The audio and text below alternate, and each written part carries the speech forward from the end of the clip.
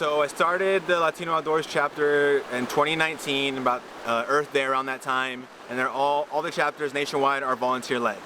And all it is basically just reaching out to the community and getting together to do what we are calling outings. Just that way they're not specific to like a hiking or backpacking, although we do a lot of those opportunities. But again, just kind of bringing the community together and creating that community, creating that space, and creating like the knowledge of what is out here and what is available within the Central Oregon region.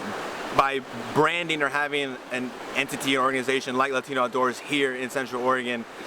creating again that safe space, that community, and all conjugating together in one space. So when we have like the banner, we have, you know, the local chapter, we have like the recognition of this national nonprofit that's kind of specific or geared towards, you know, the Latinx communities. Again, it just creates that more community sense and like more comfortability to be able to, okay, someone that's going to reflect me, someone that's going to, you know, maybe speak my language, they're going to have certain activities that are going to be culturally relevant, and that and again in itself creates that safe space and has more people coming out to be able to understand what's around them. You know, Dan Little's work with the outdoors is the roadmap to the outdoors, which is trying to get diverse audiences throughout the state of Oregon and figuring out how and what ways can we mitigate barriers legislatively or through bills, and figuring out what that looks like and what that means, as well as building a resource statewide. And then again, they're all from different regions within Oregon, so from the Gorge, from Central Oregon, from the coast, from all different various aspects of the outdoors and different groups, and trying to get them together and just to kind of brainstorm how we can make Oregon in itself a more accessible place for all.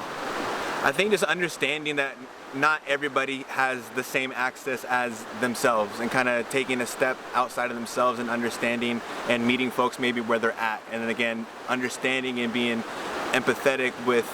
some folks don't have the same knowledge as you or same experiences as you overall, but especially like when it pertains to the outdoors. And I think just being patient within that process, and again just understanding that